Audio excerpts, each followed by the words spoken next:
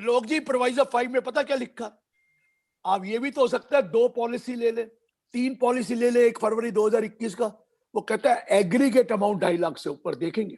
ये नहीं है कि हेराफेरी कर लो, 2 पॉलिसियां ले लो, 3 ले लो और 1.5 लाख 2 में दे दो, 3 में दे दो ना। 2.5 लाख एग्रीगेट हो गया तो भी आपको ये एग्जेम्पशन नहीं मिलेंगे। ये प्रोवाइजो 5 में लिखा है, ये प्रोवाइजो 5 में लिखा है।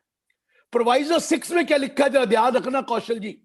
ये नई पॉलिसी है कि जब अगर भगवान ना करे किसी की डेथ हो जाती है और पैसा लीगल एयर को मिलेगा तो ये माफ हो जाएगा 1010D में, फिर माफ हो जाएगा 1010D में।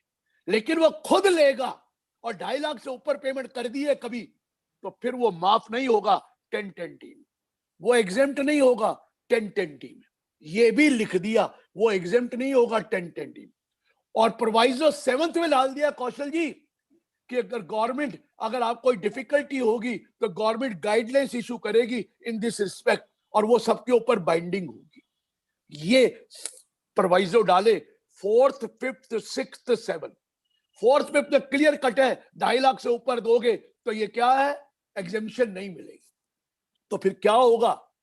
इन्होंने कह दिया ये कैपिटल एसेट माना जाएगा और सेक्शन 2 क्लॉज 14 में जो कैपिटल एसेट की डेफिनेशन थी वो बदल दी, उसको एक्सपेंड कर दिया। क्या कहा? पहले क्या डेफिनेशन होती थी Kaushal ji? Capital asset A is the property of any kind held by the assessee whether connected with his business or not। ये पहली डेफिनेशन थी। और B में लिखा था securities held by foreign institutional investor. अब क्लॉज C भी डाल दी that it will also include unit linked insurance policy to which proviso 4 और proviso 5 is applicable। मतलब जहां आपने 2.5 लाख से ऊपर दे दिया किसी भी प्रीवियस ईयर में तो ये कैपिटल एसेट मानी जाएगी। अब ये वो नहीं है, कैपिटल एसेट मानी जाएगी। जब कैपिटल एसेट मानी गई तो इसका मतलब है ये कैपिटल गेन भी होगा, कभी तो होगा कैपिटल गेन। वो कहता हाँ, वो कैसे होगा? तो इसने 45(1)(b) सेक्शन डाल दिया, एक नया सेक्शन डाला, सेक्शन 45 सबसेक्शन 1(b). 45(1)(b) में क्या डाला जरा ध्यान से सुनना। क्या डाला? 45(1)(b) में डाला क्या? Not with standing anything contain under 45(1)। Sir 45(1) में क्या लिखा है? 45(1) में तो ये लिखा है capital gain arises in the previous year in which transfer took place।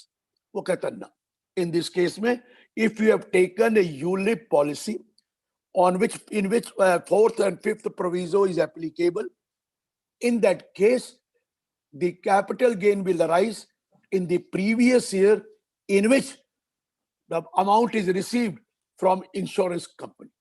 जब पैसा मेच्योरिटी पे आपको पैसा मिलेगा उस दिन कैपिटल गेन लग जाएगा। वो कहता है कंसीडरेशन प्राइस क्या होगी? कहता है जो पैसा मिला वो कंसीडरेशन प्राइस। कॉस्ट क्या होगी? कहता है कॉस्ट ये है जितने पैसे आज तक आपने दिए, जितने पैसे आज तक दे दिए प्रीमियम के। अरे सर पहले प्रीमियम तो 2.5 लाख से कम था। कहता कोई बात नहीं, 1 साल भी 2.5 लाख से ऊपर दे दिया तो सारा अमाउंट को जोड़कर कैपिटल एसेट बना दी। सपोज कीजिए सर मैं बता रहा हूं केहर साहब, संदीप जी, आपने इतने सालों में ये पॉलिसी कब ली? 1/2/2021 की, पहले नहीं पुरानी। आपने इतने सालों में 10 लाख दे दिए, 1 साल 2.5 लाख से ऊपर दिया था तो वो कैपिटल एसेट बन गई। अब आपको पैसे 15 लाख वापस मिले तो आप 15 लाख से कॉस्ट लेस करेंगे, कितनी? 10 लाख। तो आपका कैपिटल गेन कितना होगा? 5 लाख। पर आप मुझसे ये पूछ सकते हैं सर इंडेक्सेशन का क्या होगा? मैंने तो इतने पैसे दिए हैं, मुझे इंडेक्सेशन तो दे दो। अगर लॉन्ग टर्म कैपिटल गेन है तो इंडेक्सेशन होना चाहिए।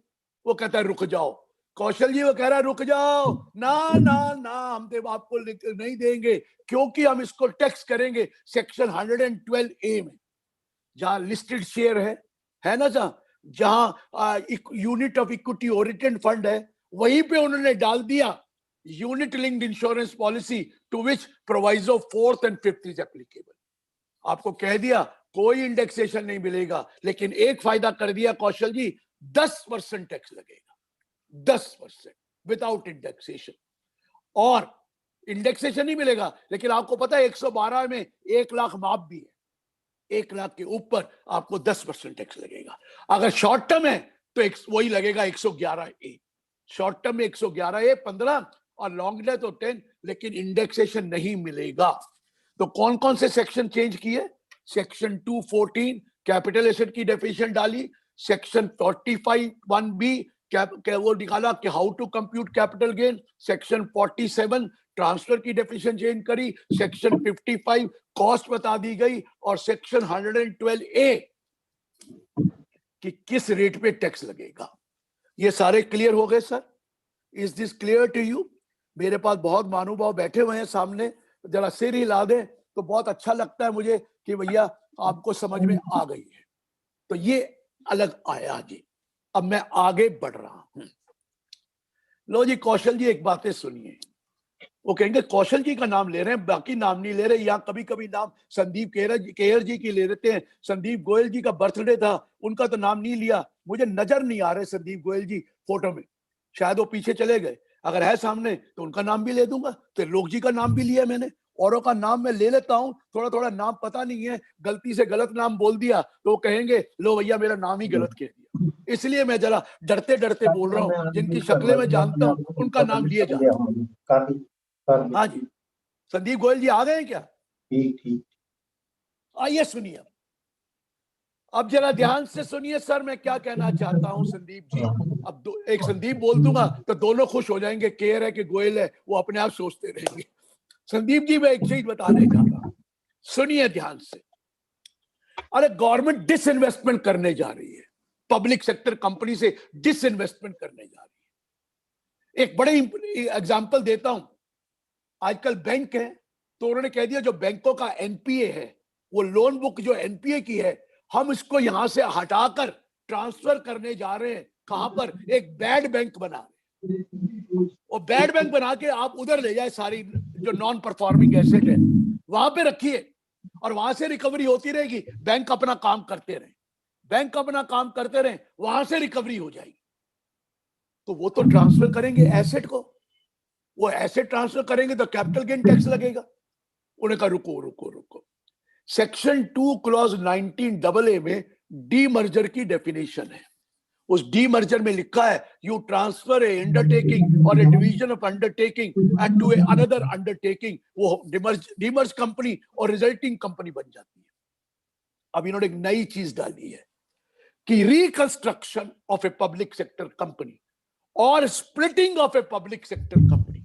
एक पब्लिक सेक्टर कंपनी जैसे बैंक है, पब्लिक सेक्टर वाले, वो स्प्लिट अप कर रहे हैं बाय ट्रांसफरिंग दी एसेट्स। कौन सी asset? Non performing asset to another public sector company. एक नई पब्लिक सेक्टर बन जाएगा जिसका नाम होगा बैड लोन। उनका काम होगा रिकवरी करना जो एनपी हो गए, उसको ट्रांसफर करोगे। वैसे तो ट्रांसफर है, कहता है ये डी मर्जर माना जाएगा। रिकंस्ट्रक्शन ऑफ और स्प्लिटिंग अप। मेरे स्टेट बैंक में कौशल जी 5 लाख करोड़ रुपए के एनपीए हैं, नॉन परफॉर्मिंग एसेट। बैंक का टाइम इतना वेस्ट होता है रिकवरी करने में, वो सारा दिन यही लगे रहते हैं। अब वो क्या करेंगे, ये 5 करोड़ लाख करोड़ के एसेट्स ट्रांसफर कर देंगे एक अलग बैंक पब्लिक सेक्टर कंपनी में एसेट्स को। तो लॉ कहता है इसको हम डी मर्जर मान लेंगे, हम आपको कोई टैक्स नहीं लगाएंगे। अब दूसरी चीज, जब उसको ट्रांसफर हो गया तो एक 72A सेक्शन में है लॉस को कैरी फॉरवर्ड करना। तो कहा अब लॉस किसको होगा? बैड लोन का उस बैंक को होगा। तो उस लॉस का क्या होगा? 72A में लिखा जो वो बैंक को लॉस होगा आगे, उस लॉस को हम फ्रेश 8 ईयर तक कैरी फॉरवर्ड कर देंगे। तो समझ में आया? तो इसलिए स्टॉक मार्केट में बैंकों के इतनी ज्यादा रेट बढ़ गए। पब्लिक सेक्टर की बात कर रहा हूं। स्टेट बैंक जो 200 सवा 200 में घूमता था, सवा 300 340 हो रहा है। वो आपका कैनरा बैंक कल 100 रुपए बढ़ गया है। अरे आपका बैंक ऑफ बड़ौदा इतना बढ़ गया है। ये कारण बढ़ने के समझ में आ गया सर कि इनके जो लोन बुक में एनपीए थे, ये सारे के सारे एनपीए वो ट्रांसफर करके अलग बैंक में लेकर और वो डीमर्ज करके जा रहे हैं। इसलिए ये फायदा हुआ है। तो मैंने ये बताया section 219AA read with section 72A में ये नई चीज डाली है, वो आपको बता दिया। आगे चलते हैं। अब मैंने एक बड़ी भारी गलती करी थी लास्ट ईयर जब मैं आया था लुधियाना में, और आप भी थे, कौशल जी और सारे ही थे। उन्होंने तब मैंने बताई थी, बालकृष्ण गुप्ता जी भी थे मेरे ख्याल, उन्होंने एक बात बताई थी मैंने कि मेरे से एक गलती हो गई कि मैंने कुछ इनकम टैक्स वालों को एक लूप होल बता दिया। वो आपके लिए नहीं है, बड़े लोगों का है। वो लूप होल बता दिया क्योंकि मैं भी उनसे कुछ चीजें सीखना चाहता था और उनसे कोई बेनिफिट लेना चाहता था। उन्होंने बेनिफिट तो मुझे दिया नहीं, लेकिन वो लूप होल को प्लग कर दिया। क्या लूप होल था जरा सुनना, ये सुनने वाली बात है तो समझ में आएगी। लूप होल ये था कि जो बड़े बड़े सीएफओ है, सीईओ है, बड़े बड़े डायरेक्टर्स है, जो एग्जीक्यूटिव डायरेक्टर्स है, जो बड़े बड़े चेयरमैन है बैंकों के, उन सॉरी बैंकों के नहीं, प्राइवेट कंपनियों के, कॉर्पोरेट हाउसेस को, उनको बहुत बड़ी बड़ी सैलरी मिलती है। किसी को 5 करोड़ मिलता है, किसी को 10 करोड़ सैलरी मिलती है। हमारे अंबानी साहब को 14 करोड़ सैलरी मिलती है।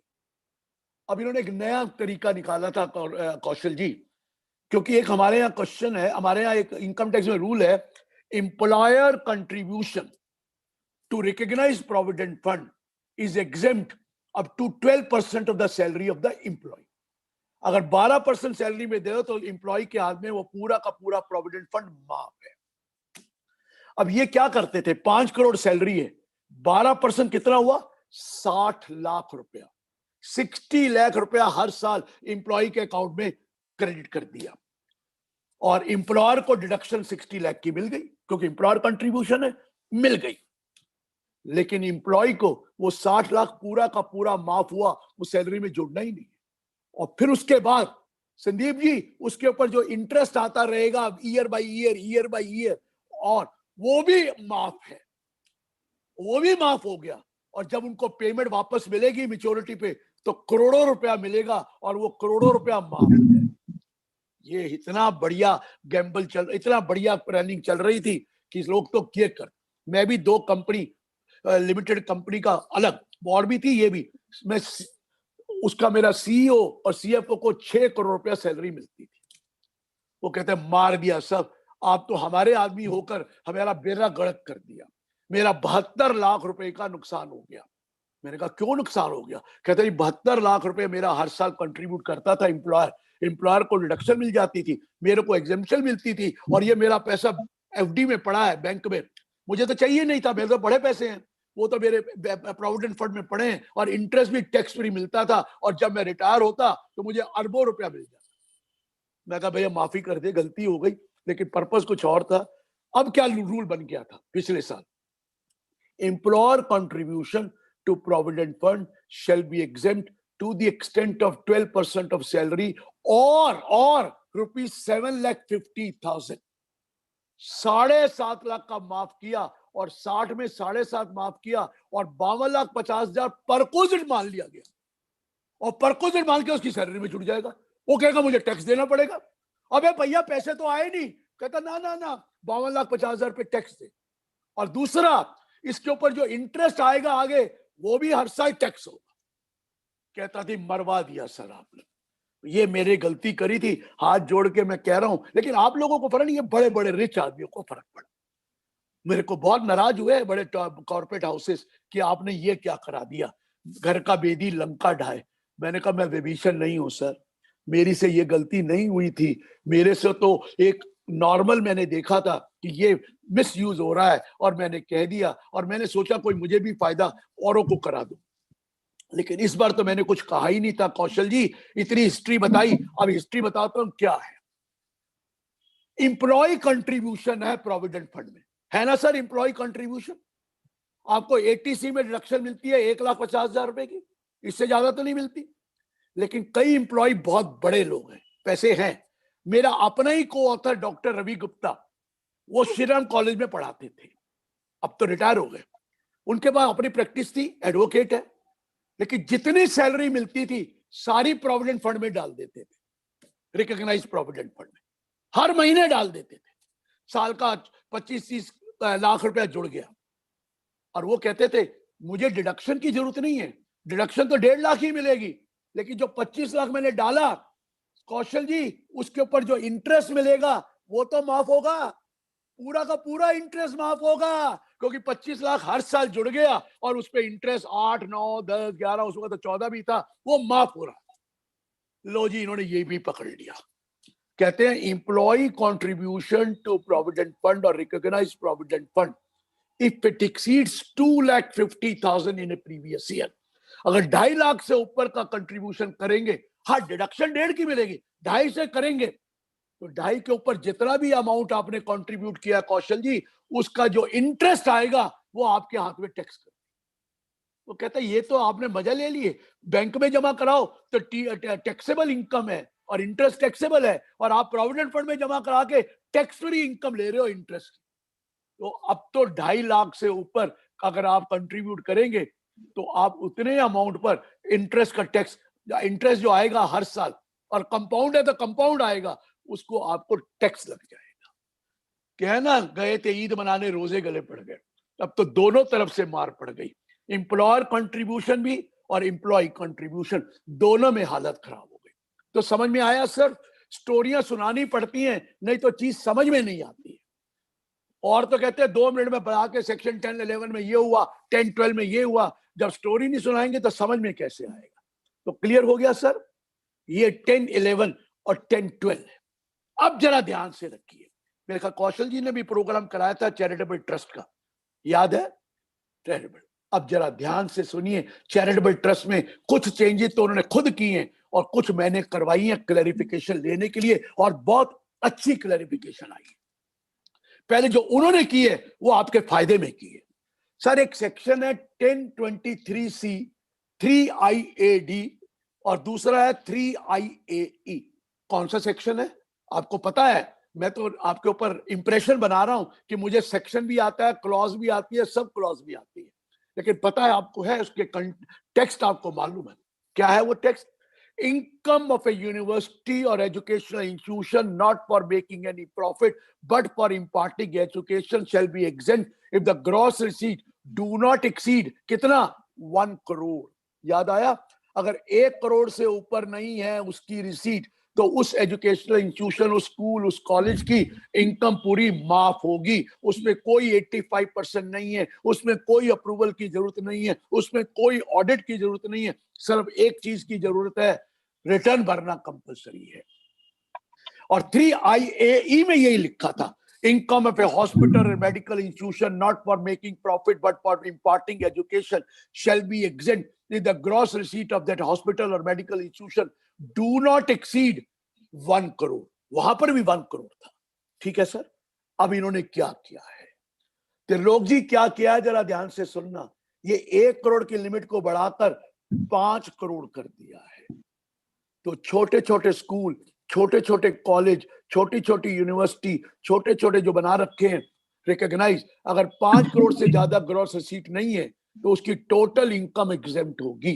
कोई 85% वाला नहीं है, कोई अप्रूवल लेने की जरूरत नहीं है, कोई ऑडिट रिपोर्ट की जरूरत नहीं है, सीधा आप कर दीजिए और आपको रिटर्न भर दीजिए, हम एग्जेम्पशन दे देंगे। तो काफी फायदा हुआ। कई स्कूल, कॉलेज, यूनिवर्सिटी है, इसी तरह छोटे छोटे हॉस्पिटल हैं, मेडिकल इंस्टीट्यूशंस है, उस केस में भी अगर 5 करोड़ कर दी लिमिट, 1 करोड़ नहीं 5 करोड़ तक, तो आपको कोई फॉर्मेलिटी ज्यादा नहीं करनी, सिर्फ एक रिटर्न भरनी है। क्लियर हुआ सर त्रिलोक जी ये बात? त्रिलोक जी सिर तो हिला दो। हाँ जी, हो गई हो गई हो क्लियर। अब रुको, अब इन्होंने देखा ये गड़बड़ हो रही है, इन्होंने पता क्या किया है, नीचे वो डाल दिया है एक्सप्लेनेशन कि देखिए अगर आप कॉलेज, यूनिवर्सिटी है, स्कूल है और आप हॉस्पिटल भी चलाते हैं तो उन केस में अलग अलग 5 करोड़ नहीं होगा, दोनों को मिलाकर 5 करोड़ होगा। हाँ, अगर सिर्फ स्कूल कॉलेज चलाते हैं तो 5 करोड़, सिर्फ हॉस्पिटल चलाते हैं तो 5 करोड़, अगर दोनों चलाते हैं तब भी एग्रीगेट 5 करोड़। क्लियर हो गया सर? ये 1023C में पहली डिवीजन दी है। अगली अब मैं बताने जा रहा हूं, ध्यान से सुनना। ये काफी कुछ हम लोगों ने मेहनत करके डलवाया है और आपको खुशी होगी, अच्छी चीज आई है, लेकिन कुछ गड़बड़ थी वो भी ठीक हो गई।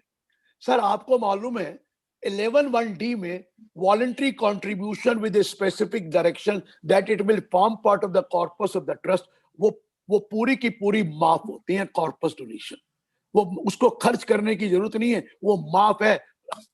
लेकिन अब पिछले साल हमने 1023C में भी डलवा दिया था कि कॉर्पस डोनेशन माफ है, एक एक्सप्लेनेशन डाल दी थी प्रोवाइजो 3 के नीचे, नहीं तो वहां माफ नहीं थी, वो हो गई थी। लेकिन अब एक रगड़ा पड़ गया, लोग कॉर्पस डोनेशन में लिखा नहीं था कि उसको रखना कहां पर है, तो वो क्या लोग इसको मिसयूज करके किसी और जगह पे जैसे शेयर खरीद लेते थे, इधर डाल देते थे, उधर डाल देते थे। अब लिख दिया संदीप जी कि कॉर्पस डोनेशन आपको इन ए मोड अंडर 11(5) में इन्वेस्ट करनी पड़ेगी या डिपॉजिट करना पड़ेगा। अब घर किसी और काम के लिए नहीं, आप बैंक में रखिए, एफडीआर बनाइए, नोटिफाइड डिबेंचर्स लीजिए, प्रॉपर्टी लीजिए, जो 11(5) का मोड है, यूनिट लीजिए, वो अलाउ करेंगे और किसी जगह नहीं रखेंगे कॉर्पस। अगर रखेंगे तो एग्जेम्पशन नहीं देंगे, तो कोई बुरी बात नहीं है सर, पैसा तो रखना है। तो 11(5) में तो वैसे 13(1)D में था, लेकिन यहाँ क्लियरली नहीं लिखा था, तो उन्होंने लिख दिया 11(5) में रखना जरूरी है। चलो ये तो ठीक किया। अब अगला पॉइंट जरा ध्यान से सुनना, ये सुनने वाला है। कौशल जी, आपके पास कॉर्पस डोनेशन आई 1.5 करोड़ रुपया और आप उसमें से स्पेंड कर देते हैं 50 लाख रुपया। आप कहते हैं ये तो मेरा एप्लीकेशन है। वो कहते हैं ये कैसे हो गया, चित में जीता पट तुम्हारे, हमने जब आपको पहले ही माफ कर दिया 1.5 करोड़ रुपया एज कॉर्पस, तो फिर उसको एप्लीकेशन कैसे मान लेंगे? डबल तो नहीं हो सकता ना, डबल डिडक्शन कैसे दे दें? एक तो एग्जेम्पशन ले ली आपने, और दूसरा अब आप क्या कर रहे हैं, इसको एप्लीकेशन मानेंगे। तो क्लियर कर दिया, कॉर्पस से जो एसेट खरीदेंगे, जो खर्चा करेंगे, वो एप्लीकेशन होती ही नहीं है, क्योंकि हमने तो उसको ऑलरेडी माफ कर रखा है, फिर एप्लीकेशन किस बात की? ये तो ठीक किया, ये कोई गलती नहीं है। लेकिन अब बड़ी इंपॉर्टेंट पॉइंट है, ये सुनने वाला है, जरा ध्यान से सुनिए। सुब्रोस फाउंडेशन की जजमेंट आई थी। उस जजमेंट में क्या था कि सपोज कीजिए इस साल आपकी इनकम 1 करोड़ रुपया है और आपने इस साल खर्चा कर दिया 1.5 करोड़, तो ये 50 लाख आपने कहीं से तो लिया होगा, या कॉर्पस से लिया होगा, या कोई 15% जो जोड़ रखा है वहां से आएगा। आपने 1.5 करोड़ खर्च कर दिया, तो वो जो 50 लाख एक्सेस एप्लीकेशन है, सुब्रोस फाउंडेशन ने कहा आप वो अगले साल की एप्लीकेशन मान लो और अगले साल उसकी डिडक्शन एग्जेम्पशन ले लो। ये सुब्रोस फाउंडेशन ने सुप्रीम कोर्ट की जजमेंट थी, लेकिन इसमें थोड़ा डाउट था, तो इन्होंने अब चेंज कर दिया। अब ध्यान रखना, वो भी गई जजमेंट ऑफ सुप्रीम कोर्ट। अब क्या किया जाए, ध्यान से सुनना प्लीज, ये ध्यान से सुनना। मेरे कॉर्पस में 1.5 करोड़ पड़ा है, मैंने क्या किया, इस साल मेरे पास 2 करोड़ रुपए की इनकम आई, लेकिन मेरा खर्चा 2.5 करोड़ रुपया हो गया, तो मैंने 50 लाख एक्सेस कर दिया, और वो 50 लाख अगर मैंने कॉर्पस फंड से निकालकर खर्चा किया है, प्लीज नोट कहां से किया है, कॉर्पस फंड 11(5) में जो था उससे निकालकर 50 लाख खर्च किया है, तो क्या कह रहे हैं, वो इस साल की एप्लीकेशन नहीं मानी जाएगी। घबराना नहीं, इस साल की एप्लीकेशन नहीं मानी जाएगी। मतलब 2.5 करोड़, आपने जो 2.5 करोड़ खर्चा किया, आपकी एप्लीकेशन 2 ही मानी जाएगी। तो इस 50 का क्या होगा, कहते नहीं मानी जाएगी वो, क्योंकि आपका एग्जेम्प्ट है। लेकिन रुकिए, अगले साल इनकम आई और उसमें से 50 लाख रुपया आपने वापस कॉर्पस को दे दिया, तो वो एप्लीकेशन मान लेंगे। इसका मतलब है एक्सेस एप्लीकेशन अगर कॉर्पस से करी है, तो अगले साल उसको कॉर्पस को दोबारा फिलअप कर दो तो हम मान लें। मैं एग्जांपल देता हूं दोबारा, जरा समझने वाली बात है, जरा ध्यान से सुनना। इस साल की इनकम है उस ट्रस्ट की 3 करोड़ रुपया, लेकिन खर्चा कर दिया 4 करोड़ रुपया, तो 1 करोड़ कहां से आया? 1 करोड़ अगर कॉर्पस से लिया है तो, जो 11(5) में पड़ा था, दूसरा नहीं, वो वाला नहीं जो 15% वाला है, कॉर्पस से 1 करोड़ ले लिया था इस साल, ये खर्चा नहीं माना जाएगा, क्योंकि कॉर्पस एग्जेम्प्ट है, ये खर्चा नहीं माना जाएगा। लेकिन घबराइए नहीं, अगले साल से इनकम आई, उस इनकम से आपने कॉर्पस को लौटा दिया वो 1 करोड़ रुपया, तो हम उसको एप्लीकेशन मान लेंगे, वो 85% की लिमिट में आ जाए। अच्छी बात करी कि बुरी बात करी सर? कॉर्पस खाली नहीं होगा और कॉर्पस को एप्लीकेशन मान लिया गया। एक प्रकार से आपने कॉर्पस से लोन लिया और वो लोन वापस कर दिया। क्लियर है सर? तो ये एक्सेस एप्लीकेशन अब आप वापस ले जाएंगे और कोई दिक्कत नहीं होगी। कोई पूछना है? कॉर्पस जी कुछ पूछना चाहते हैं कौशल जी तो पूछ लीजिए, ये वाला इंपॉर्टेंट पॉइंट है। अभी कुछ और भी बताना है? क्लियर है आवाज सर। नहीं आ रही कौशल जी? सर क्लियर है, बिल्कुल बिल्कुल क्लियर है। अब जरा आगे तकना। अब मैं आपसे ये सवाल पूछने जा रहा हूं। बड़े चार्टर्ड अकाउंटेंट महारथी मेरी बात को मानते नहीं थे तो मैंने मनवा लिया, अब तो लॉ में डलवा दिया। सुनिए क्या है सर। एक कॉलेज है, अब कॉलेज एक बिल्डिंग खरीदना चाहता है, लेट्स से 4 करोड़ रुपए की। कॉलेज के पास 1.5 करोड़ रुपया है सिर्फ बैंक में। वो 2.5 करोड़ का लोन लेता है और 4 करोड़ की बिल्डिंग खरीद लेता है। तो बताइए इस साल का एप्लीकेशन कितना होगा? कितने आपने अमाउंट अप्लाई किया चैरिटेबल पर्पस के लिए? तो चार्टर्ड अकाउंटेंट कहते थे 4 करोड़ रुपए का किया। शायद कौशल जी भी यही बोल रहे हैं 4 करोड़ का किया। मैं कहूंगा बिल्कुल गलत किया। 4 करोड़ नहीं है। अकाउंटेंसी के लिए 4 करोड़ है।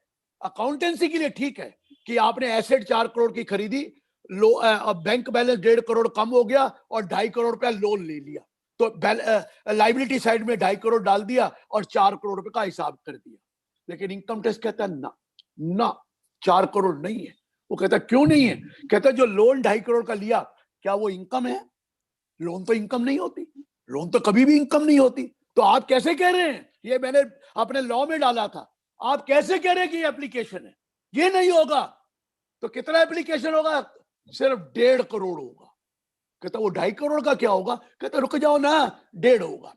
लेकिन जब अगले सालों में लोन वापस करोगे तो उसको एप्लीकेशन मान लेंगे, उसके साथ इंटरेस्ट दोगे तो वो भी एप्लीकेशन मान लेंगे। तो क्या गलत बात करी है सर कौशल जी? क्या ठीक नहीं है? बिल्कुल क्लियर नहीं हो गया? लिटिगेशन नहीं होगा, आपको कुछ कह ही नहीं रहे। लोन को भी हम एप्लीकेशन मान लेंगे जब प्रीपे करेंगे और उसके साथ इंटरेस्ट देंगे तो वो भी एप्लीकेशन हो जाएगा। तो इसलिए ये पॉइंट हमने सेक्शन 1023C और 11 वगैरह में डालकर सारी क्लैरिटी चैरिटेबल ट्रस्ट के लिए कर दी है, ताकि आपको अब परेशानी नहीं होगी। और जो री रजिस्ट्रेशन है, जो री अप्रूवल है, वो 1 अप्रैल से शुरू होगा और 30 जून तक होगा। जो पहले इस साल करना था वो पोस्टपोन कर दिया गया है अगले साल के लिए। क्लियर हो गया sir? Anything on charitable trust not clear? और भी कोई पूछ सकते हैं? पूछ लें। संदीप जी क्लियर हो गया? गोयल जी या केहर जी, दोनों संदीप जी को क्लियर हो गया? तो चलिए ये भी क्लियर हो गया। अभी किसी को पूछना हो तो पूछ सकते हैं, नहीं तो मैं आगे जा रहा हूं। आइए सर, बड़े कोर्ट के जजमेंट खत्म किए। 2 तो बता दिए मैंने, सुब्रोस फाउंडेशन, और दूसरा बता दिया मैंने स्विम सिक्योरिटीज। अब एक और देखिए, नजारा देखिए क्या हुआ। हमारे एक स्टूडेंट है जो पहले हाईकोर्ट के जज थे, तो उन्होंने उस हाईकोर्ट के जज के टाइम पे एक जजमेंट दी थी। फिर वो सुप्रीम कोर्ट के जज बने, बड़े सीनियर, बहुत बड़े अच्छे स्टूडेंट थे, और वो रिटायर भी हो चुके हैं। वो रिटायर हो गए कौशल जी, मैं रिटायर नहीं हुआ।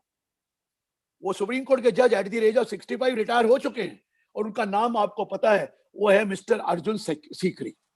सर हम चाहते भी नहीं है कि आप रिटायर हो। अर्जुन सीकरी साहब ने जजमेंट दी थी दिल्ली हाई कोर्ट में 36 सेक्शन 1 सबसेक्शन VA में। वो VA में क्या था? Employee contribution to provident fund और ESI। उसमें लिखा हुआ है shall be allowed as deduction if the payment of the same is made on or before the due date mentioned under respective act. respective act का मतलब है provident fund act, ESI act और कोई और एक्ट है। मतलब अगर आपका प्रोविडेंट फंड आपने काटा ESI उसका एम्प्लॉय का, तो 15 तारीख तक जमा कराना पड़ता है, या क्योंकि ग्रेस भी खत्म हो गई है। ESI काटा है तो 21 तारीख तक कराना। लेकिन हमारे जज साहब ने बड़ा दिमाग लगाकर अच्छी बात कही थी, नो डाउट। इस वक्त ये कहा कि जब प्रोविडेंट फंड वालों को तकलीफ नहीं है और वो पैसे ले लेते हैं बाद में, तो इनकम टैक्स को क्या तकलीफ है कि वो डिडक्शन नहीं देते? तो उन्होंने उठाकर कह दिया कि ये इंप्लॉय कंट्रीब्यूशन को 43B के हिसाब से पे कर दे तो मैं ये डिडक्शन दे दूंगा। मतलब ड्यू डेट ऑफ रिटर्न तक जमा करा दे तो मैं डिडक्शन दे दूंगा। ये 1 दिन की डिले, 10 दिन की डिले, ये तो बड़ी गलत बात है। चलिए ड्यू डेट तक जमा करा दें, पता लग गया है तो हम दे देंगे। और ये 12 हाई कोर्ट जजमेंट इनके हमारे फेवर में आ गई थी, क्योंकि बहुत बड़े जज थे सीकरी साहब, तो बाकियों ने भी कर दी।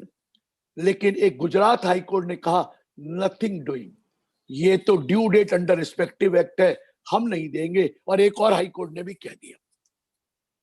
अब हमारे को इनकम टैक्स वालों ने बेड़ा गर्क कर दिया।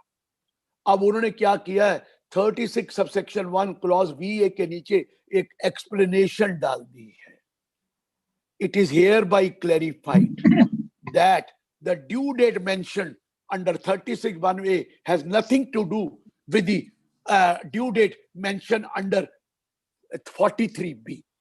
43B वाली ड्यू डेट का इसका कोई लेना देना नहीं है। और 43B में भी एक्सप्लेनेशन डाल दी है।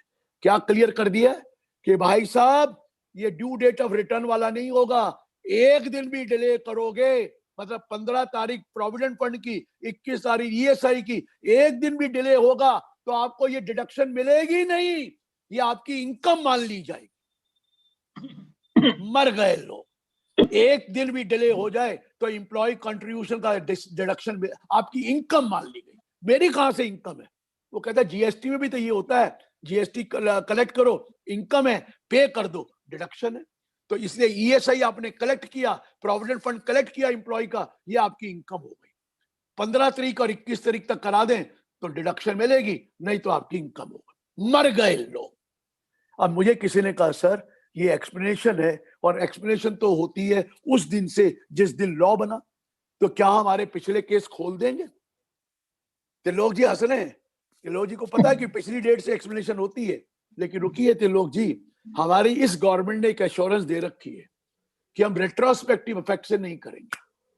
तो गवर्नमेंट तो नहीं खोलेगी, पिछले डिपार्टमेंट नहीं खोलेगा, लेकिन कई केसेस कोर्ट्स में पेंडिंग है या ट्रिब्यूनल में पेंडिंग है, उसके लिए वो कह रहे हैं वो हम नहीं जानते, वो कोर्ट डिसाइड करेगा, दे देगा तो हम मान जाएंगे, नहीं देगा तो टैक्स लगा देंगे। सर आप गवर्नमेंट की फेवर में बहुत बोलते हो। सर ये फेवर में क्यों है? ऐसा है, जो 115 बीवी रेट्रोस्पेक्ट इफेक्ट किया 1/4/2018 तो उदो गवर्नमेंट कहाँ गई थी? सर तो कोई रेट्रोस्पेक्टिव इफेक्ट नहीं सी, वो 16-17 ही थी आया सी, वो सेम ईयर था, पास्ट ईयर नहीं था, वो करंट ईयर में ही था। अभी अभी आपको जो वो मिली एक 115B AA में रेट ऑफ टैक्स 22% कर दिया, वो किस डेट से किया? 20-21 से किया, 21-22 से थोड़ी किया। अरे सर ऐसे मत बोल सर, ऐसे नहीं। देखो सर, मुझे गवर्नमेंट को अगर नहीं कहूंगा ना तो मेरे को सारी चीजें पता नहीं लगेंगी, मेरी बात सुनेंगे नहीं। कुछ उनकी सुननी पड़ती है, कुछ अपनी सुनानी पड़ती है। उनकी बात मानेंगे तो वो हमारी बात भी मानेंगे। ऐसा नहीं है सर। उस साल जो 115BB आया था उसी साल के लिए आया था, पुरानी सालों का नहीं आया, 16-17 का ही आया था, 1 अप्रैल 2, और उसी साल के अंदर ही उन्होंने अनाउंस करा था वो अमेंडमेंट एक्ट लाकर। तो मैं नहीं मानूंगा आपकी बात। कौशल जी, मजा तो इसी चीज का है, डिफरेंस ऑफ ओपिनियन तो होनी चाहिए। अगर डिफरेंस ऑफ ओपिनियन नहीं है तो मजा किस बात का लाइफ का? ये तो होना ही है। लेकिन कहीं भी किसी कॉन्स्टिट्यूशन वैलिडिटी के लिए किसी ने वो केस लड़ाई नहीं है अभी तक। अरे आप सुप्रीम कोर्ट जाओ ना, लड़ो ना कि ये कैसे कर दिया, आपने तो अंडरटेकिंग दी थी। नहीं सर, वो चैलेंज हो चुका है 2 हाई कोर्ट में। तो डिसीजन तो कुछ नहीं हुआ और ना होगा। लिख के ले लो, दैट इज सेपरेट, लिख के ले लो। अरे सरकार बड़ी सख्त है।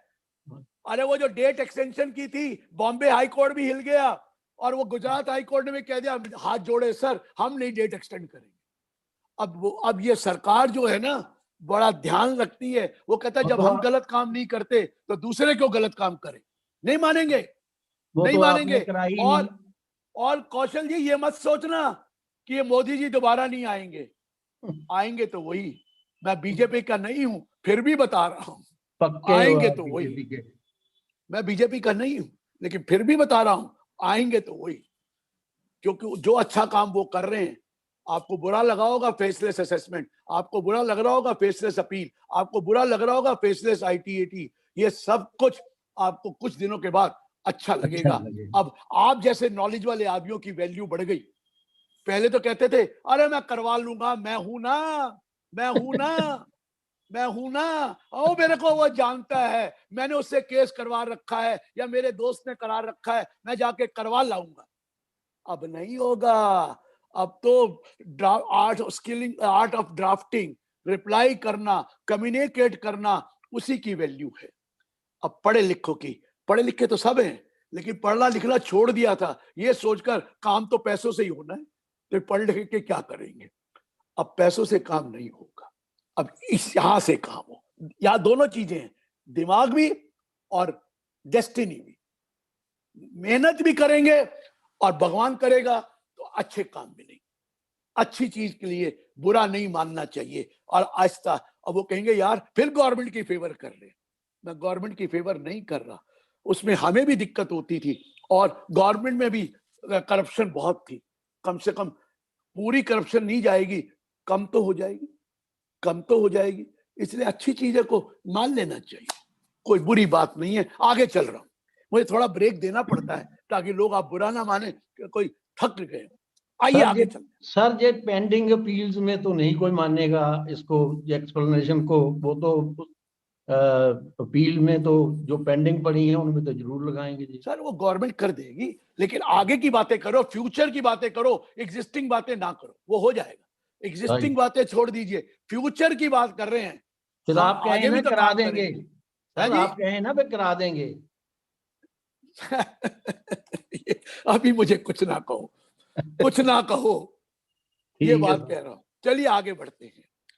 अब एक और आया, आपको पता पीछे आया था कि ये जो बिल्डर कह रहे थे सर हमारे पर इतने रेजिडेंशियल यूनिट खाली पड़े हैं, हम बेच नहीं सक रहे क्योंकि जो स्टैम्प ड्यूटी वैल्यू तो बहुत ज्यादा है और एक्चुअल सेल प्राइस बहुत कम है।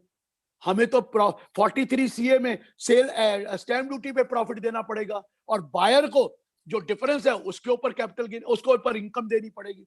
Sir stamp duty value 1 crore और मार्केट वैल्यू 75 लाख है, तो मैं 1 करोड़ का बेचता हूं, 75 का बेचता हूं, तो 25 लाख मेरा प्रॉफिट बढ़ा दोगे और उसका 25 लाख मेरा इनकम बना दोगे। तो आपको पता पहले 5% रिबेट दी गई थी रिलीफ, फिर उसको पिछले साल 10 करा दिया था। मैंने तो 15 की कोशिश करी, 10 तो हो गया था। अब थोड़े दिनों के लिए 12 नवंबर से लेकर 30 जून के लिए बिल्डर्स को बोला है कि अगर आपके पास रेजिडेंशियल यूनिट हैं और आप फर्स्ट टाइम अलॉटमेंट करने जा रहे हैं और उसकी प्राइस सेल प्राइस 2 करोड़ से ऊपर नहीं है, तो उस केस में हम आपको मार्जिन 20% का देंगे, 20% का। मैं एक्सप्लेन करता हूं। 1 करोड़ स्टैम्प ड्यूटी वैल्यू है, अगर आप फ्लैट 80 लाख का बेचेंगे तो 80 में 20% जोड़िए, 16 लाख, 96। तो इस केस में हम रिलीफ नहीं देंगे, हम 1 करोड़ रुपया स्टैम्प ड्यूटी वैल्यू लेकर टैक्स लगाएंगे। लेकिन अगर आपने 85 लाख का बेचा, तो लोग जी 85 लाख का बेचा, 85 में 20% जोड़िए, 17 lakh, 1 crore 2 lakh, stamp duty 1 crore. So stamp duty does not exceed, stamp duty value does not exceed actual consideration plus 20%। तो इस केस में 85 लाख पे बेच दीजिए, हम आपको कुछ नहीं कहेंगे और इवन बायर को भी कुछ नहीं कहेंगे। लेकिन ये रिलीफ 20% वाला सिर्फ 30 जून तक है और सिर्फ रेजिडेंशियल यूनिट के लिए है, बाकियों के लिए नहीं। बाकियों के लिए तो 10% है। मैंने बहुत कोशिश कराई कि 15 कर दो, लेट अस होप इस साल नहीं किया, अगला कर दें। या अभी तो अमेंडमेंट आनी है, अमेंडमेंट में भी हम कोशिश करेंगे जो आ जाए इसका फायदा हो जाए। देखिए क्या होता है। तो आपको क्लियर हुआ सर? ये 43 CA रेड विद 56-10। अगला लोग मुझे मार रहे हैं, मुझे गाली दे रहे हैं चार्टर्ड अकाउंटेंट, लेकिन मैं हाथ जोड़ के कह रहा हूं मैंने नहीं कराया, मैंने नहीं कराया। 44 AB मेरा कोई रोल नहीं है। पिछले साल 1 करोड़ का 5 करोड़ कर दिया था और इस साल 5 करोड़ का 10 करोड़ कर दिया है। एडवोकेट तो खुश होंगे, एडवोकेट को तो करवाना पड़ता था ऑडिट 10 करोड़ के यूनिटों का और सीए को कहना पड़ता था ऑडिट कर दे। अब नहीं कराना, provided 95% receipts and 95% payment should be in a mode other than cash। तो उस केस में 44 AB खत्म हो गया, बहुत चार्टर्ड अकाउंटेंट का काम खराब हो गया। और दूसरा एक और चार्टर्ड अकाउंटेंट को मार पड़ी है, जीएसटी ऑडिट भी खत्म हो गया। दोनों में मार पड़ी है। वो मैं कुछ नहीं करा, मेरी गलती नहीं है, लेकिन मैं उनको कई बार कहता हूं ब्लेसिंग इन डिस्गाइज है, कोई चिंता मत करो। वो कह रहे पैसे कम हो गए, मैं कहा 90% फीस तो आपको एक कंबाइंड ही मिलती थी, अलग भी ले लेते थे, तो रुको। मैंने कहा ऑडिट कर भी क्या फायदा है, क्योंकि 90% लोगों के रिकॉर्ड ही ठीक नहीं होते, किसी का क्वांटिटी रिकॉर्ड नहीं है, किसी का कुछ नहीं है, किसी का कुछ नहीं है, और आप नॉट एप्लीकेबल भर देते थे। रिस्क तो आपका ही था, रिस्क तो सीए का था कि ये नॉट एप्लीकेबल कैसे लिख दिया आपने। तो मैंने कहा ब्लेसिंग इन डिस्गाइज, चला गया, अच्छा हुआ। कहता ये क्या कर रहे हैं। कई मुझे सीए कहने लगे सर तेज बहुत होते हैं, हम तो ऑडिट कर देंगे। मैं कहा कर दो, लेकिन याद रखना ड्यू डेट ऑफ रिटर्न 31 जुलाई की होगी, अक्टूबर नहीं होगी, क्योंकि आपने मैंडेटरी ऑडिट थोड़ी है। मैंडेटरी ऑडिट हो तो 31 अक्टूबर है, ये तो आपने कर दिया तो मैं क्या करूं। ड्यू डेट ऑफ रिटर्न 31 जुलाई रहेगी। कंपनी की बात अलग है, कंपनी को तो होता ही अक्टूबर है, लेकिन आपकी ड्यू डेट क्या होगी, समझ में आ रहा है, 31 जुलाई। मत करना, फंस जाओ। तो लीजिए, ये 44AB का स्टोरी मैंने सुनाई, थोड़ी देर लगा दी, लेकिन सुनानी तो पड़ती है ना। मेरे आप यहाँ पर भी कुछ चार्टर्ड अकाउंटेंट बैठे हो तो गाली दे रहे हो मुझे, मैंने नहीं किया सर, मेरी गलती नहीं है, मुझे तो पता भी नहीं था ये होने जा रहा है। चलिए आगे बढ़ते हैं। 44DB sir, cooperative bank. अब देखो वो पंजाब एंड महाराष्ट्र बैंक है ना, वो पीएम कोऑपरेटिव बैंक जो बॉम्बे में है, अब वो हालत खराब है। वो कह रहे इस कोऑपरेटिव बैंक को हम मर्ज कर दें किसी और बैंक के साथ, तो फिर क्या होगा, फिर वही प्रॉब्लम आती है। तो 44DB में उसको रिलीफ दे दिया कि उसको टैक्स नहीं लगाएंगे, तो ये फायदा किया है। अब कौशल जी, अब जरा ध्यान से सुनना, ये लोग बहुत हेरा फेरी करते थे, मैं भी करता था, ऐसा नहीं है, मैं भी एडवाइस देता था, प्लानिंग करता था।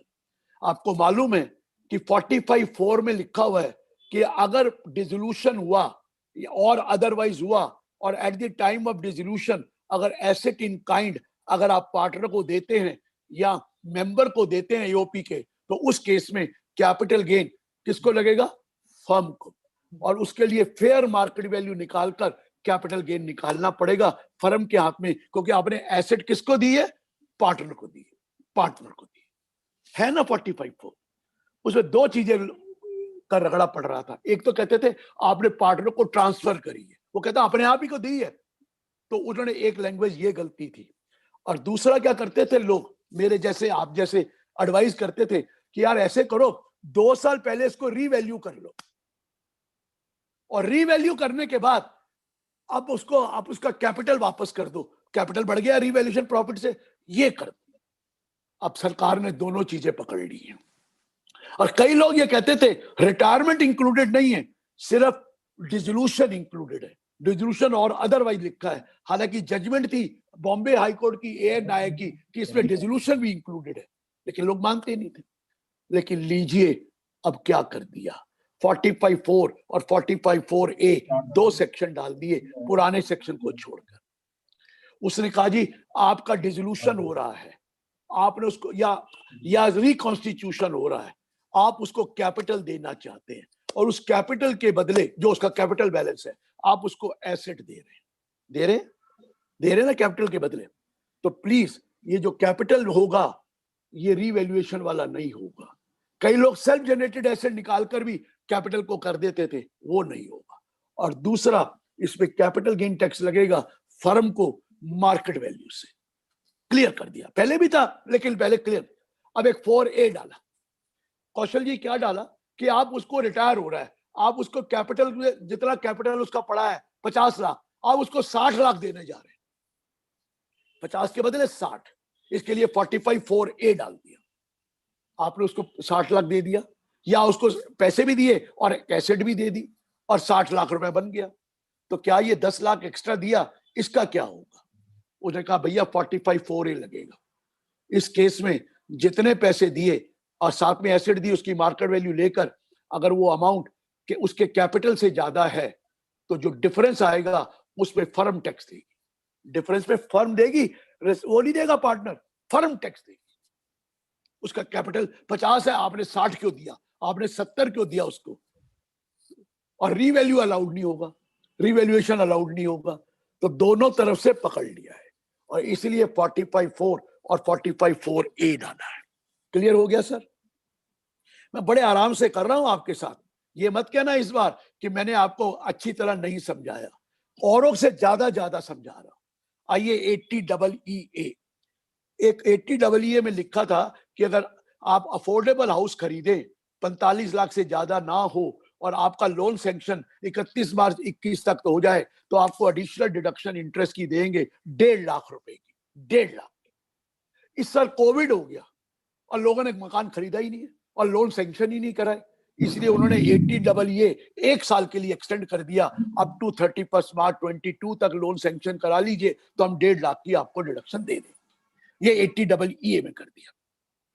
अब आपके यहाँ अफोर्डेबल हाउसिंग प्रोजेक्ट भी है और अफोर्डेबल हाउसिंग प्रोजेक्ट में आपको 100% डिडक्शन मिलता है ATI-BA में, लेकिन उसका भी सैंक्शन था अप टू 31 मार्च 21, लेकिन लेबर नहीं थी, माइग्रेट चली गई, तो अब उन्होंने कह दिया सैंक्शन अप टू 31 मार्च 22, उसको भी 1 साल बढ़ा दिया गया है हाउसिंग, अफोर्डेबल हाउसिंग प्रोजेक्ट के प्रोजेक्ट को।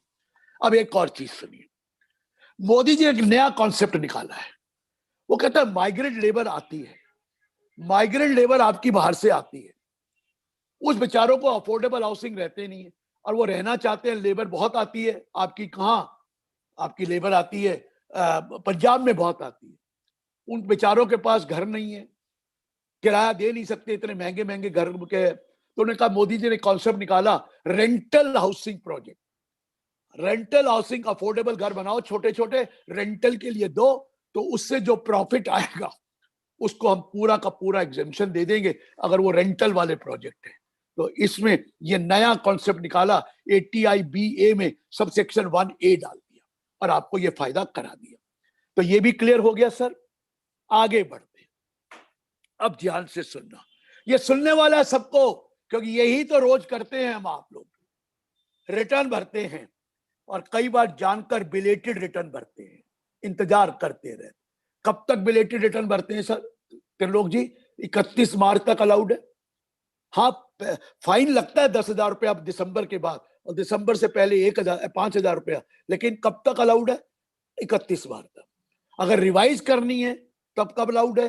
वो भी 31 मार्च तक। अब इन्होंने क्या किया है, 139.4 बिलेटेड रिटर्न, 139.5 रिवाइज रिटर्न का पीरियड 3 महीने एडवांस कर दिया है। That you have to file 3 months before the end of the assessment year.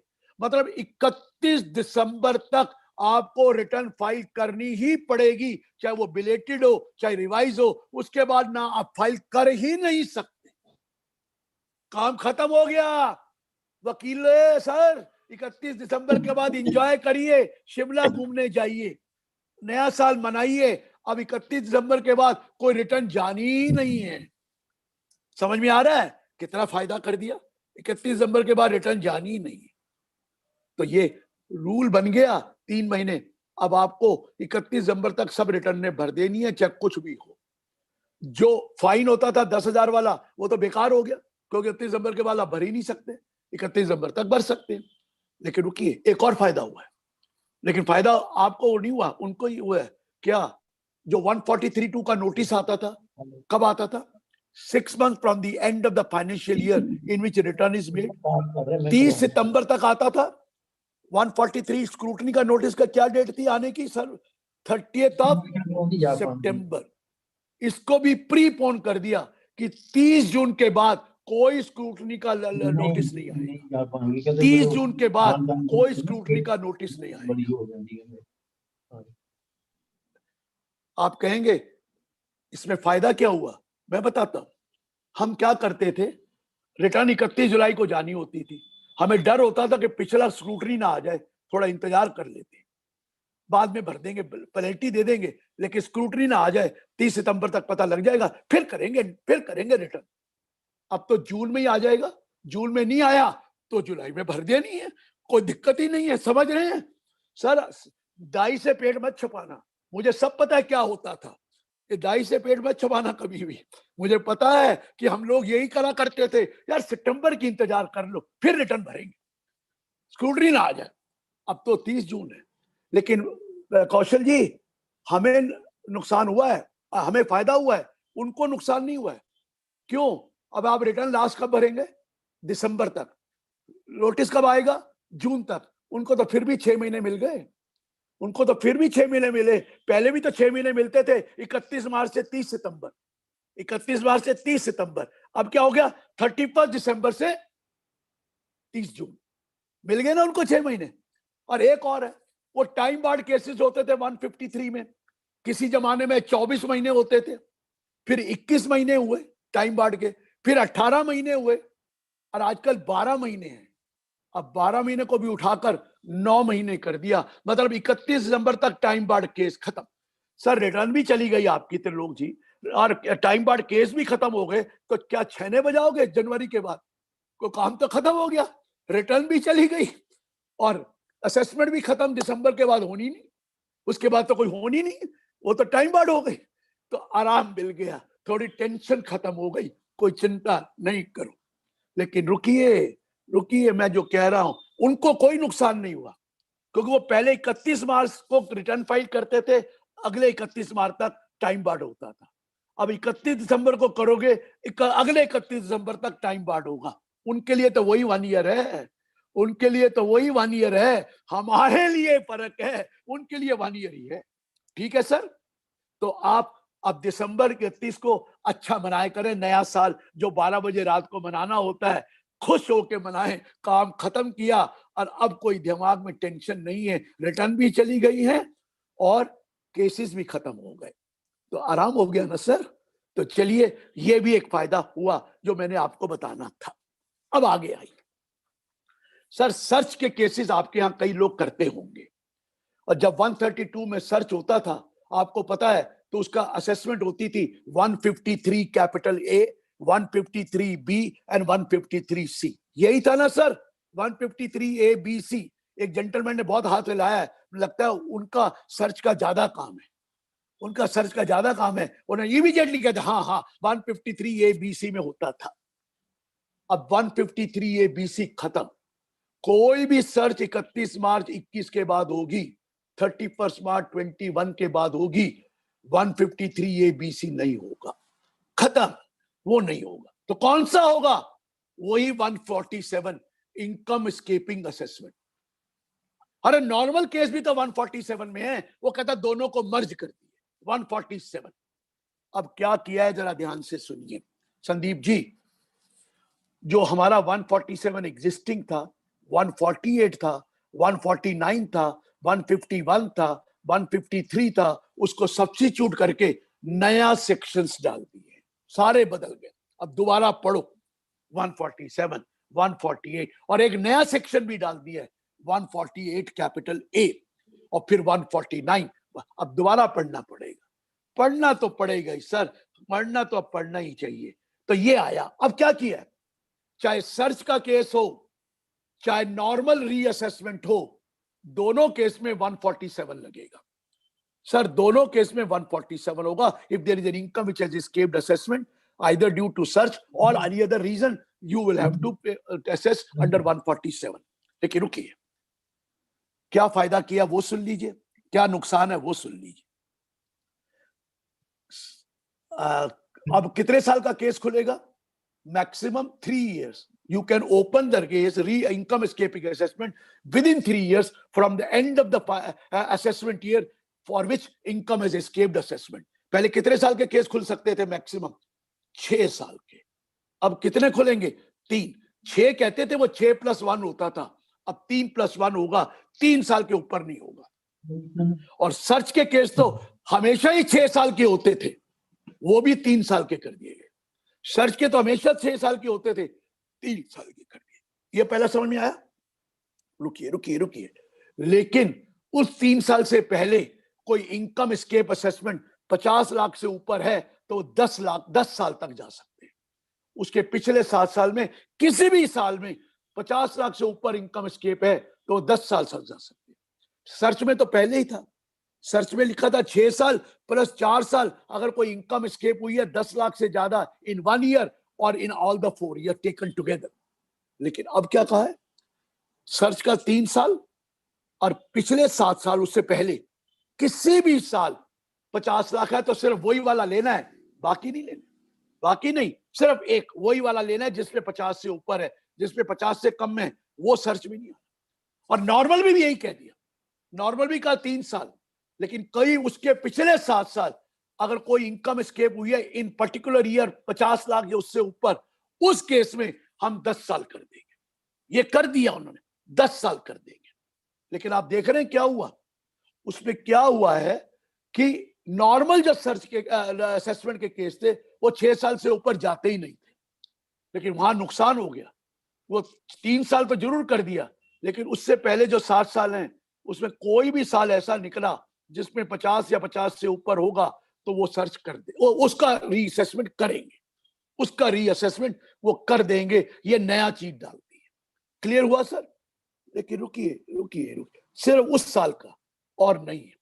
लेकिन एक चीज और रुकी है, एक नया सेक्शन डाला है 148A। जरा ध्यान से सुनिए इस सेक्शन के बारे में, 148A के बारे में।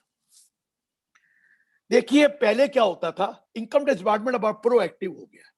पहले क्या होता था, इनकम टैक्स डिपार्टमेंट चुप रहता था, उनके पास बहुत इंफॉर्मेशन होती थी, वो बताते नहीं थे उस इंफॉर्मेशन के बारे में, वो बिल्कुल जिक्र नहीं करते थे इंफॉर्मेशन के बारे में। आप रिटर्न भरते थे, वो चुप रहते थे। आपने रिटर्न भर दी, वो चुप है। वो और देखा कि आपने कुछ इनकम छुपा ली या आपने कुछ किया नहीं, तो वो पता क्या करते थे, आपका स्क्रूटनी करते थे 143(2) में, उसके बाद असेसमेंट करते थे। फिर भी वो पूरी बातें कोई रह गई तो फिर उसके बाद आपका रीअसेसमेंट होता था।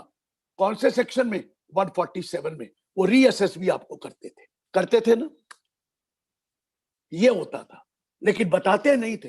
हाँ, आपको कहते थे रिटर्न भर दो 148 में, उसके बाद रीजन पूछना, और फिर आप रीजन को चैलेंज करते थे, फिर वो ऑब्जेक्शन फाइल करते थे और फिर वो डिसाइड करते थे। अब इनकम टैक्स के पास कहते हैं हमारे पास बहुत इंफॉर्मेशन आपके बारे में है, हम आपको पहले ही बता देंगे, शो कॉज में पहले ही बता देंगे आपकी ये वाली इनकम स्केप हुई है। रिटर्न नहीं मांगेंगे, ये वाली इनकम स्केप हुई है, आप शो कॉज करो, क्यों ना इसको लिया जाए। 148A सेक्शन डाला है, शो कॉज। फिर आपकी हियरिंग होगी, वो इन्वेस्टिगेशन होगा, उसके बाद एओ ऑर्डर पास करेगा विद हायर अथॉरिटी की अप्रूवल से कि भैया इसमें तो होना ही चाहिए 147, और फिर आपको 148 का नोटिस देगा, साथ में वो ऑर्डर लगाएगा 148A का, और फिर 147 होगा। 3 साल। समझ में आ गया? लेकिन अगर सर्च का केस है, सर्वे का केस है, रिक्विजिशन का केस है, या मनी बुलियन ज्वेलरी फाउंड है, उस केस में 148 नहीं होगा। वो तो पहले ही पता है इंफॉर्मेशन है, तो दोबारा इंफॉर्मेशन थोड़ी देखनी है, उसमें नहीं होगा, और आपका केस 147 में होगा। क्लियर हो गया? लेकिन आपको अगर आप नॉर्मल केस है तो उस साल की रिटर्न भरनी है जिस साल का नोटिस आया है। लेकिन अगर सर्च का केस है तो 3 साल की रिटर्न मांगेंगे। सर्च के केस में 3 साल की रिटर्न मांगेंगे, पहले 6 साल की मांगते थे, अब 3 साल की मांगेंगे, और प्लस वो साल मांग सकते हैं जिस साल में इनकम स्केप 50 लाख से ऊपर हुई है। तो लीजिए, ये मैंने सारे सेक्शन कर दिए, 147, 148, 148A, 149, 151, 153। आगे बढ़ते हैं। कौशल जी, ये एक हमारे लिए बहुत बड़ी पार्लियामेंट में बोला है, किसने? हमारी मैडम निर्मला सीतारमन ने। देखिए हमने कितने अच्छा कारनामा किया है। वो कौन सा कारनामा किया है त्रिलोक जी? कि जो सीनियर सिटीजन 75 साल के ऊपर हैं उनको रिटर्न नहीं भरनी पड़ेगी।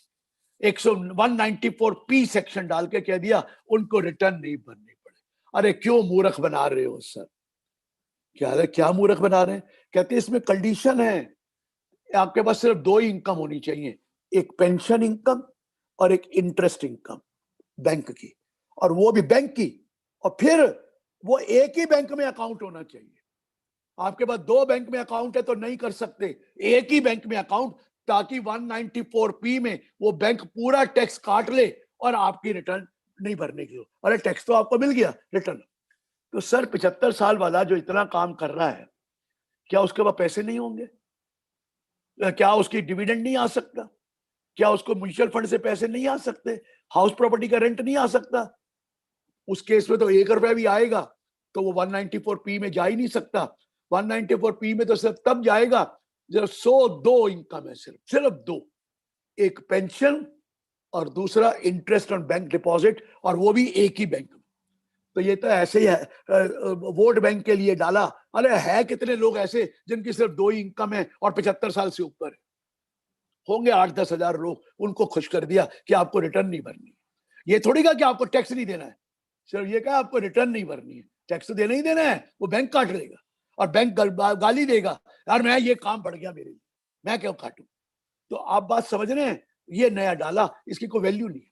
अब जरा ध्यान से सुनिए, पिछले साल आया था एक बड़ा मुसीबत 2061H, जिसमें सेलर को कहा गया था 50 लाख से ऊपर पेमेंट आएगी तो 0.1% TCS कलेक्ट करना। आया था सर 2061H।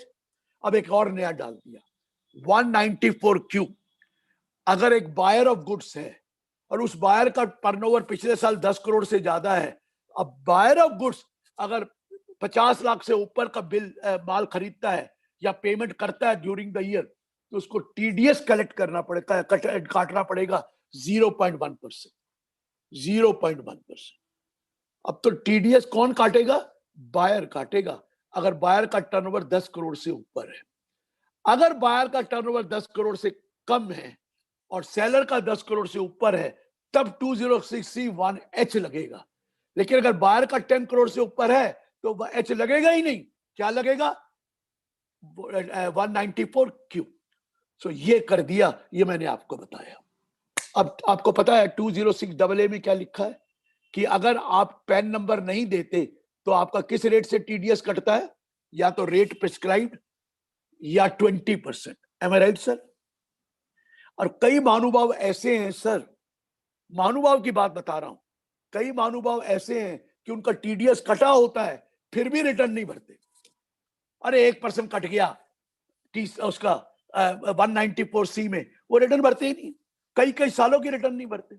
अब इन्होंने क्या कहा है, अगर पिछले 2 साल की आपने रिटर्न नहीं भरी है और उन 2 साल में आपका TDS या TCS 50,000 रुपए पर ईयर था, मिनिमम 50,000 रुपए, और इस साल आपको कोई इनकम आने वाली है, तो उन्होंने पता क्या कहा है?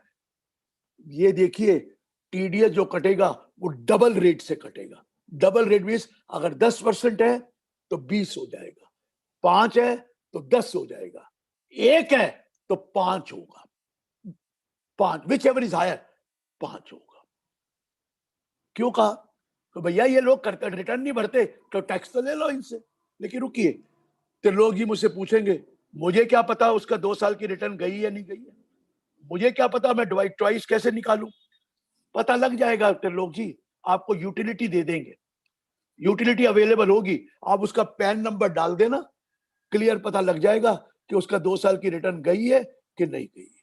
तो घबराने की जरूरत नहीं है, कोई टाइम नहीं, अब तक सब कुछ इलेक्ट्रॉनिकली है। आप उसका पैन डालना उस यूटिलिटी में, पता लग गया किसने नहीं भरी है तो डबल काटना, नहीं भरी है इतना काटना।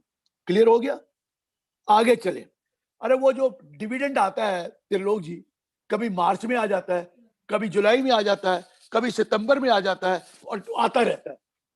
अब प्रॉब्लम यह है कि वो हमने एडवांस टैक्स देना होता है, मुझे क्या पता एडवांस टैक्स के लिए वो डिविडेंड कब आ रहा है और डिविडेंड कितना आ रहा है। तो इसलिए प्रॉब्लम होती थी, इंटरेस्ट बढ़ जाता था 234C का। अब उन्होंने कह दिया है डिविडेंड जब आया उससे पहले जितनी इंस्टॉलमेंट निकल गई उसके लिए आपको इंटरेस्ट नहीं लगाएंगे। अगर अगली इंस्टॉलमेंट में वो डिविडेंड का जो टैक्स बनता है वो आप एडवांस टैक्स जमा करा दें। अगर 15 मार्च के बाद आया है, सारी इंस्टॉलमेंट निकल गई है, तो 31 मार्च तक करा दें, हम आपसे इंटरेस्ट नहीं लेंगे। क्लियर हो गया ये भी बात? ये 234C में डाला है। अब आगे 2 या 3 पॉइंट रह गए। एक पॉइंट तो ये संदीप जी, क्या पॉइंट है कि अब सेटलमेंट कमीशन खत्म हो गया। वो जो सेटलमेंट करा लिया करते थे ना, वो सेटलमेंट खत्म, सेटलमेंट कमीशन नहीं रहा।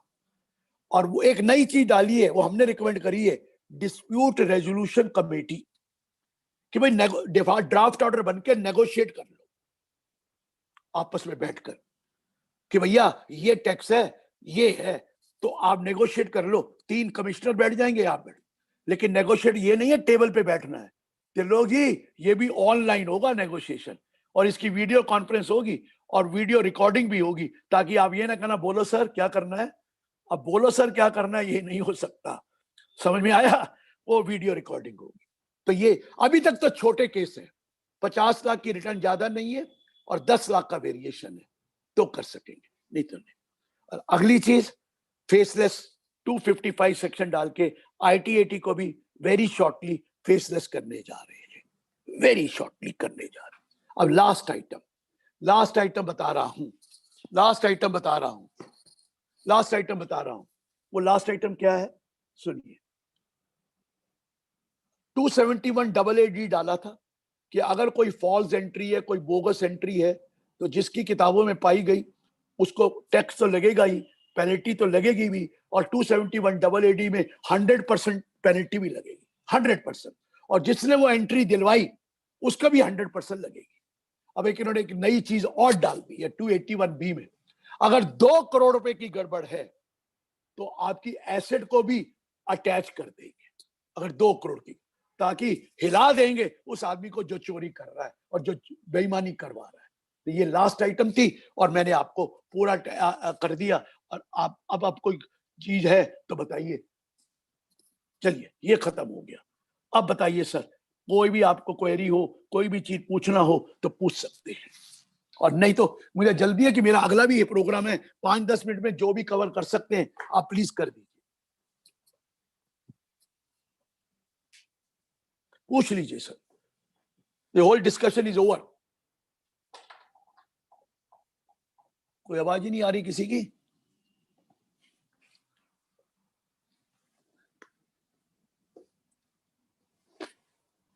आइए जो है। संदीप जी कहां चले गए? गोयल जी, मॉडरेटर तो वही थे। सर मेरा वो कनेक्टिविटी इशू आ गया था, जस्ट ज्वाइन बैक। सर मैंने समझा आप केक काट रहे हैं, हमें तो खिलाया नहीं।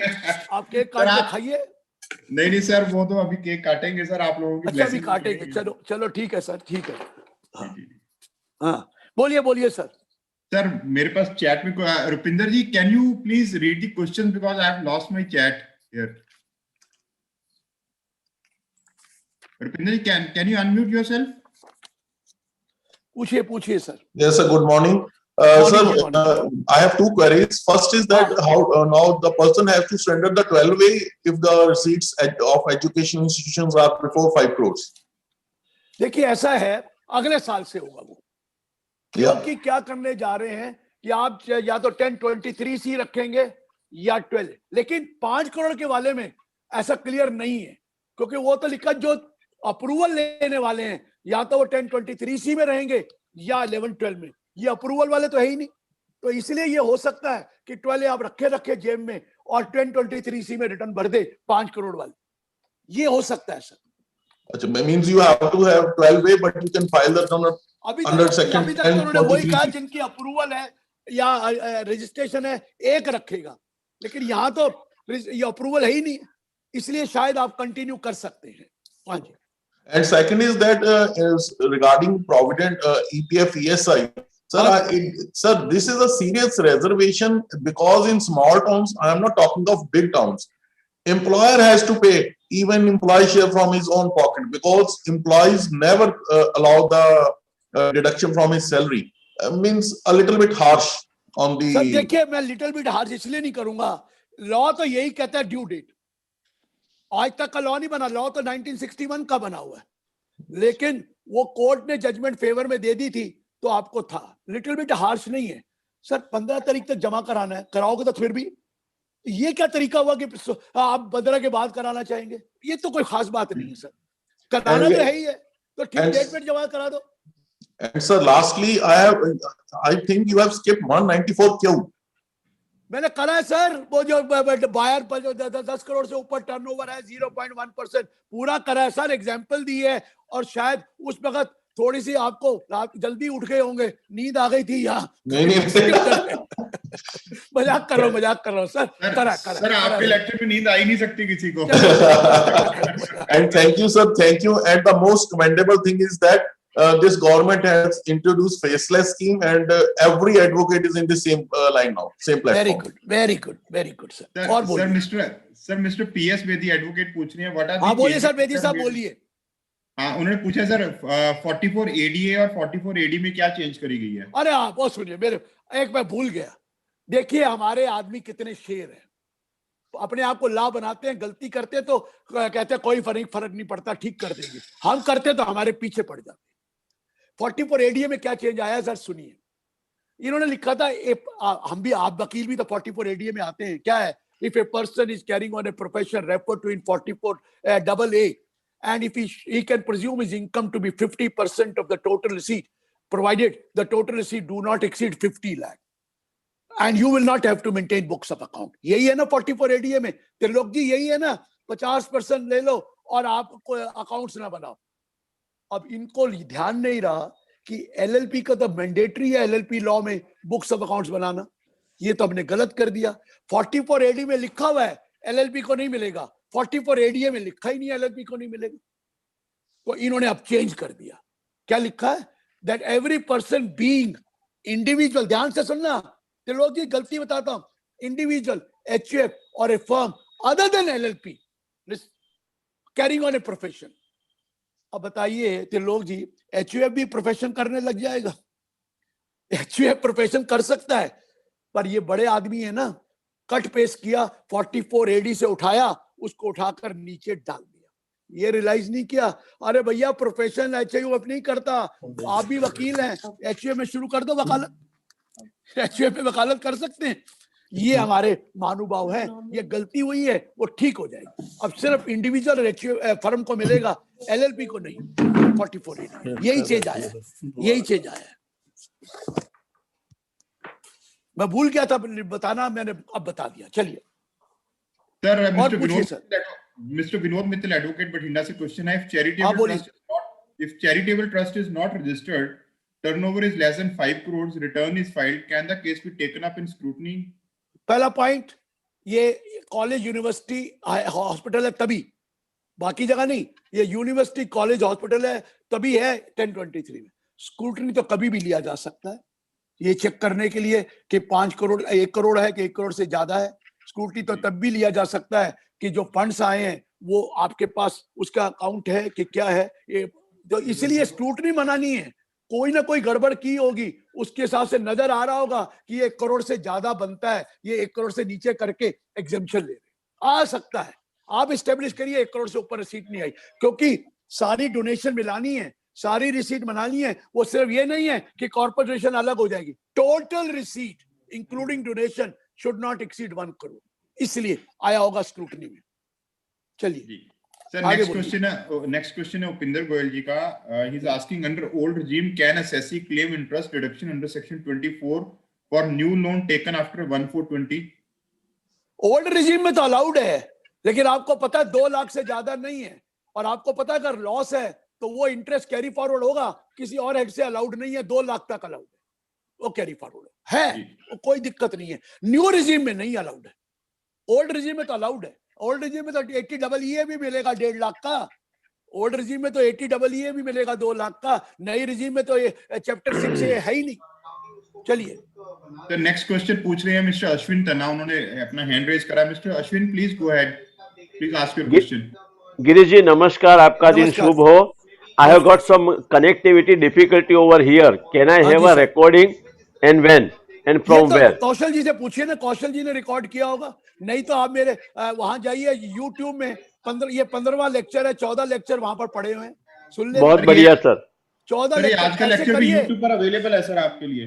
हाँ, सब अवेलेबल है, आप thank you sir, thank you sir, thank you so much, thank you. चलिए आगे बोलिए सर, और कोई क्वेरी है सर?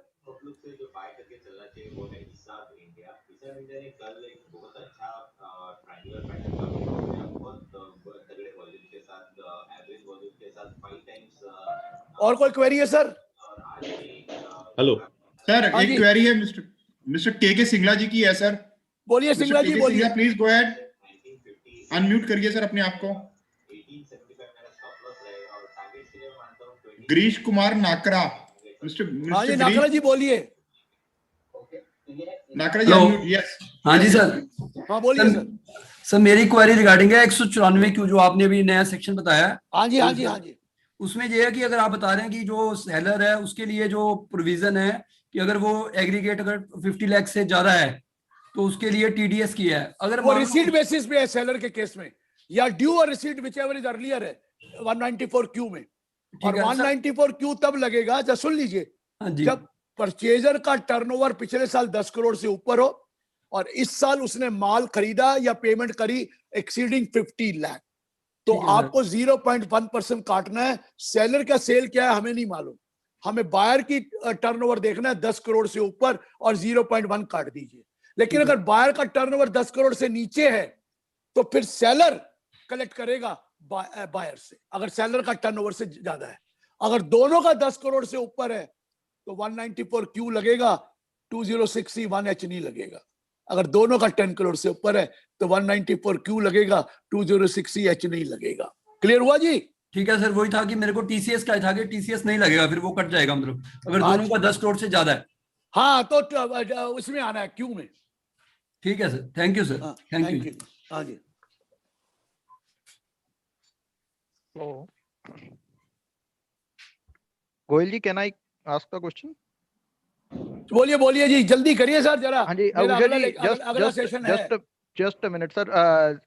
सर, जो आपने जूलिप के बारे में बताया था 2.5 लाख वाला, unit link insurance policy, not plan. हाँ जी, यूनिट लिंक इंश्योरेंस पॉलिसी का, हाँ, उसमें हाँ, एक चीज बताइए सर, वो 2.5 लाख जब वो कैलकुलेट करेंगे, आपने कहा कि अगर हमने नंबर ऑफ पॉलिसीज बढ़ा दी, सपोज मोर देन 1 पॉलिसी ले ली या वो कर ली, तो कंसोलिडेटेड 2.5 लाख लेंगे।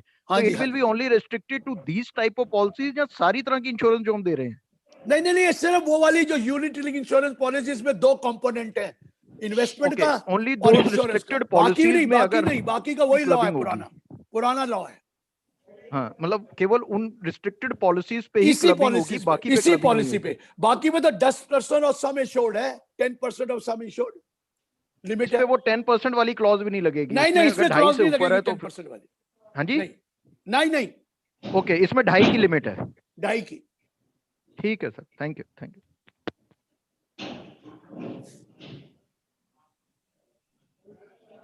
चलिए सर आगे बोलिए।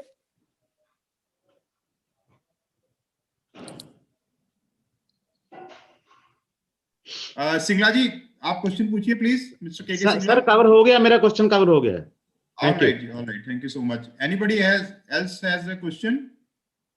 Can raise a hand. So otherwise, we are going to close this session.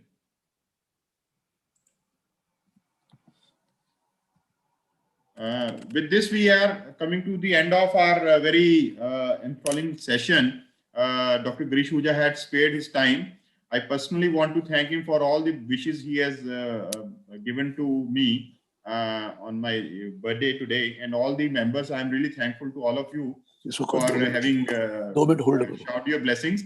Mr. Kaushal was supposed to be here for thanking Dr. Girish Ahuja, but unfortunately he has some connectivity issues. So I, on behalf of Punjab Tax Bar Association, Haryana Tax Bar Association, and all the connected district tax bar associations, HP Bar Tax Association, thank Dr. Girish Ahuja from the core of my heart for having spared his valuable time, because 2 दिन पहले ही budget आया और इतनी जल्दी इनका time लेना बहुत मुश्किल था. Thank you so much, sir. And I am sure that all the members have really gained from your experience, and we will continue to have you on this platform again and again, because you have really contributed to this profession immensely. Thank you so much.